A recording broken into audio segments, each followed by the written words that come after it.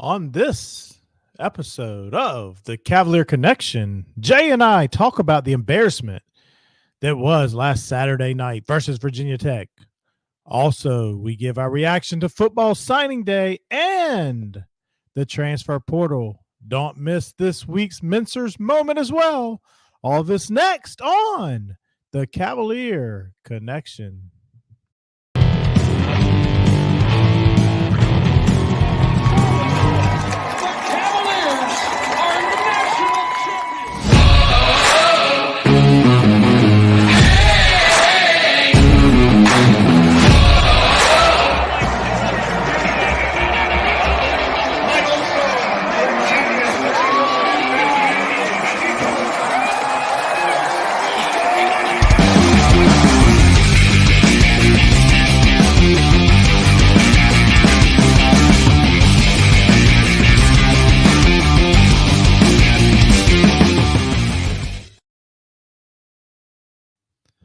Welcome into this edition of the Cavalier Connection.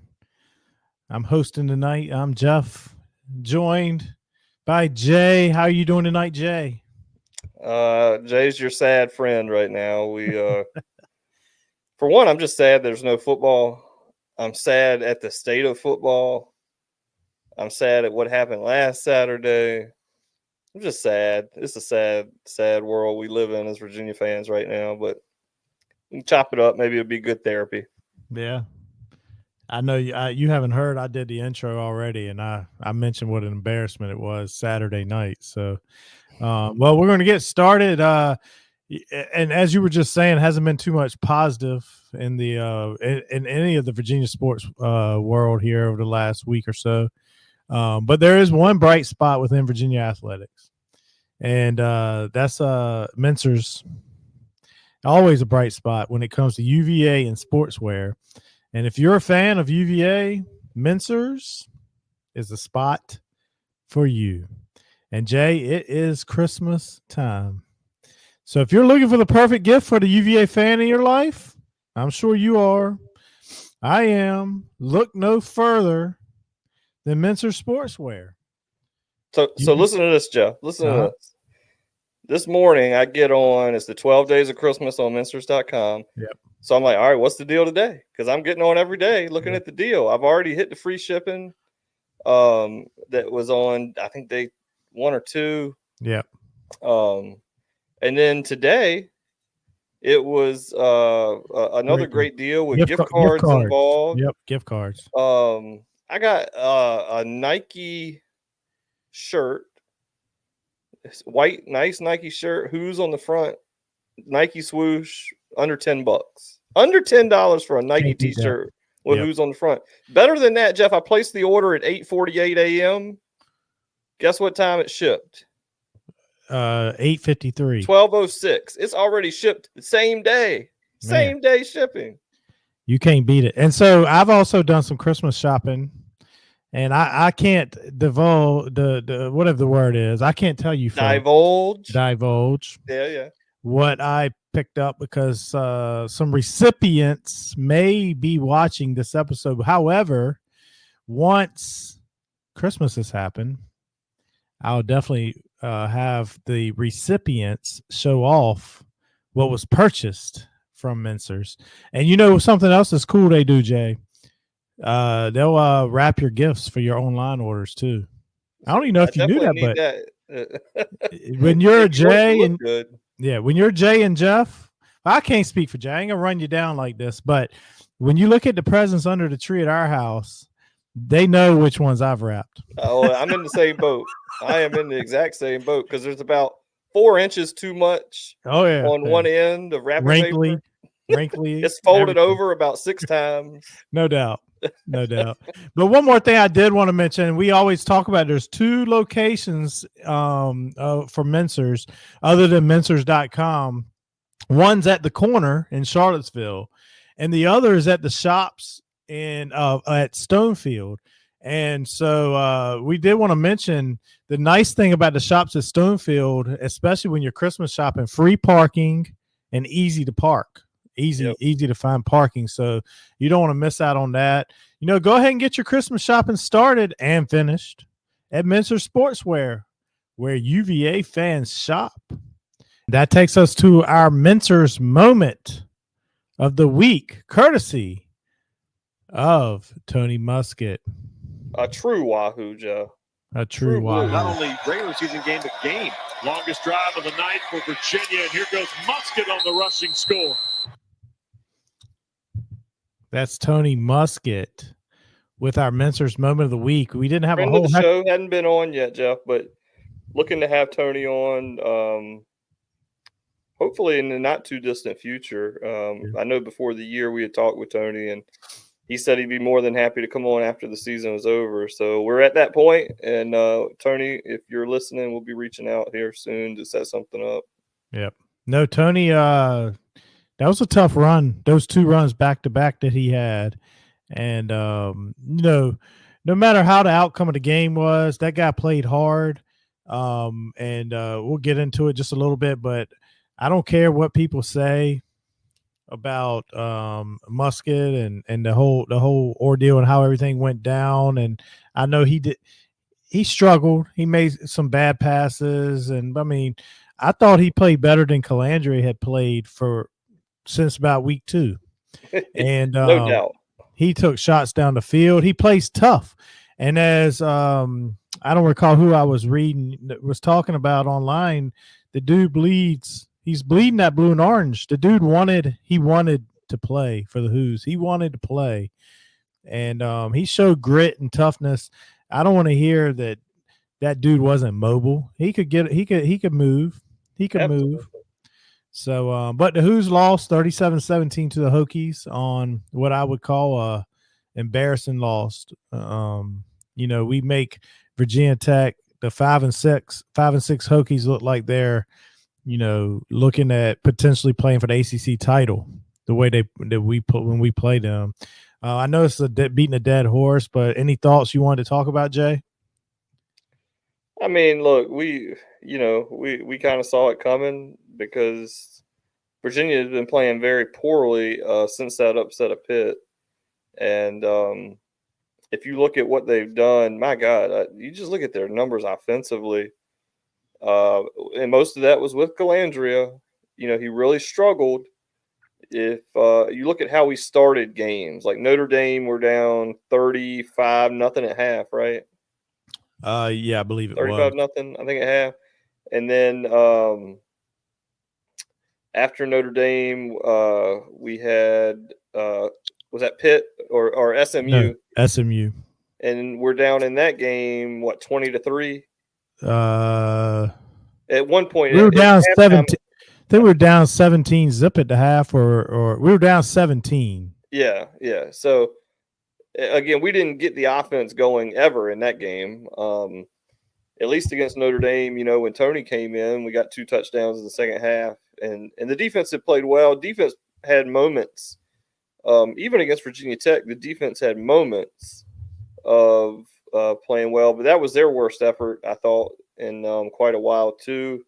Like you said, you're playing the 3rd-string quarterback of your rival who's 5-6.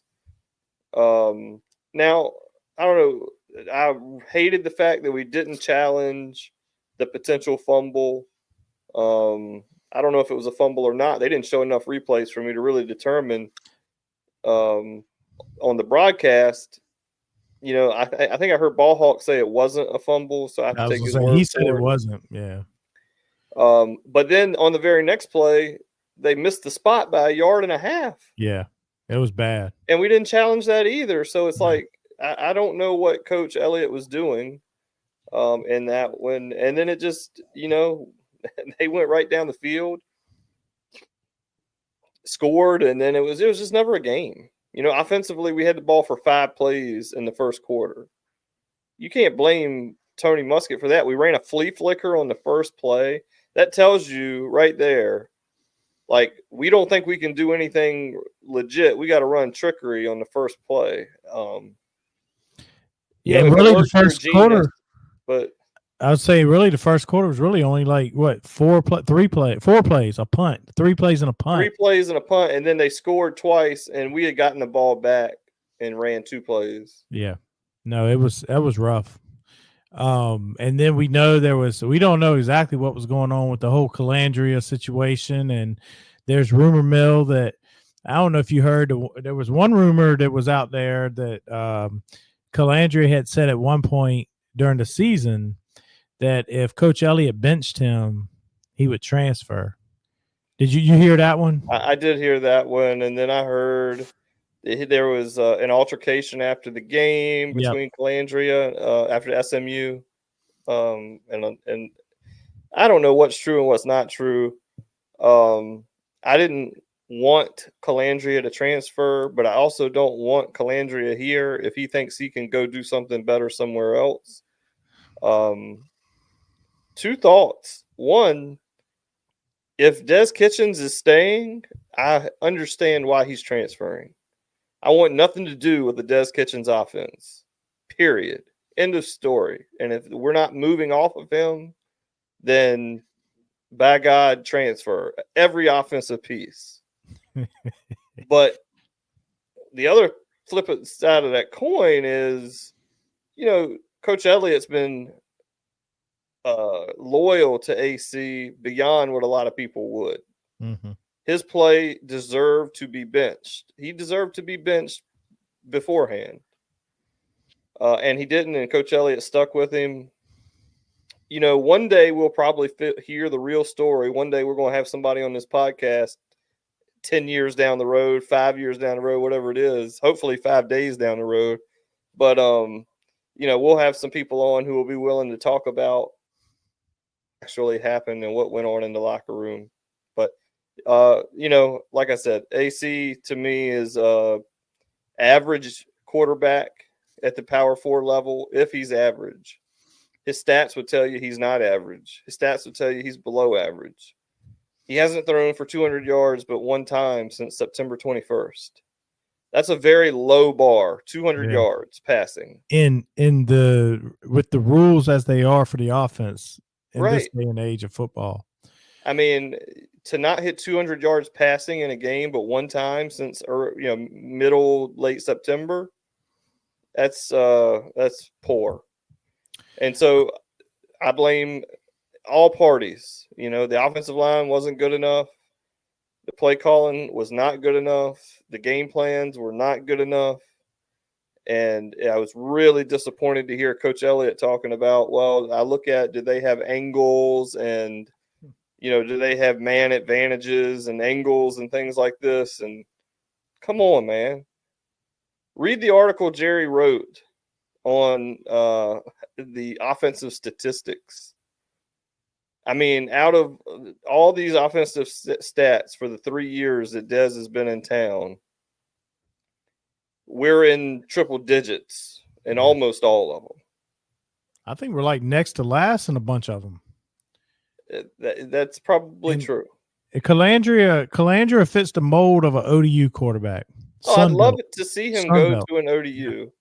Yeah. I'd love to see him go to ODU. We're ODU guys. We both went to ODU, and I mean, I'd love to root for him there.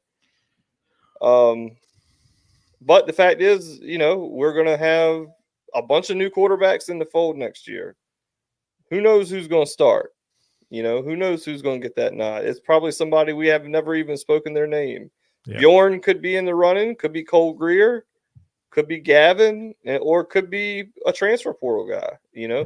The kid from Virginia that we faced at Coastal Carolina, Ethan Palco. Yeah. I saw he entered the portal. You wonder, hey, it's a Virginia kid. Would he want to come play at Virginia, or would we even be interested in him? I don't know if it's a good fit, but or if he could even come and play, right. Get in. The kid from Liberty, I think a lot of bigger schools are going to want him, but the quarterback from Liberty's in the portal. That's another guy that you wonder, hey, could we get him to come to town? But I think in the long run we'll be better off with Calandria moved on. Yeah, and then all the talk this week has been, the difficulties Virginia has with the portal, all the financial talk, and I don't know if you saw this or not. Jackie just put something out earlier this evening. There was an anonymous donor who just donated multi-million dollars to the Virginia football program. I did not see this. And this one, and I Or don't is want it to get Dez out? If they believed in the football program, that points to Mr. Cotton. So I don't know too many people that believe in the program. Funny thing you said that. That's exact. I read it out loud to Shannon. And an anonymous gift has gifted UVA football with a multi-million-dollar donation. This is the quote. "I'm bullish on the future success of this program and optimistic that this commitment will be a catalyst for increased support." And then Jackie wrote, "Just in time for portal season." That sounds like Cotton. That sounds like a Cotton quote too. It does. But he's bullish, and I'm glad somebody's bullish. Here's the thing, Jeff.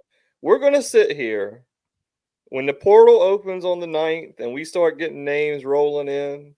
We're gonna be sucked right back in to saying, "Oh my gosh, we got this guy, we got that guy, we got this offensive lineman, we got that D lineman, we got this edge rusher. Oh man, we got this wide receiver." Well, guess what? When it comes back to August 30th, what do you think the over/under win total for Virginia is going to be? About 3.5. 3.5. And right now, I think next year, if football, let's be clear. In football, I feel like next season, if you're playing NCAA football 26, you know where they put the stars up there, they're going to probably only have one fully shaded and a half, or they might put two fully shaded stars. Your job security, you know, they give you your job security, what you got to do. Win 3 games and you're safe. Apparently, that's what the program is. I can't argue. I feel like we're Wake Forest back in the day when Aaron Brooks used to be like, psh, psh, psh. It's Wake Forest, man. We ain't worried about them. Showing the ball as you scored a touchdown, like just hold it out at them. Yeah. Transfer portal rolling on Tuesday or next week on Tuesday. We'll be interviewing one of the newest ones, Evan Ward, defensive end out of Georgia.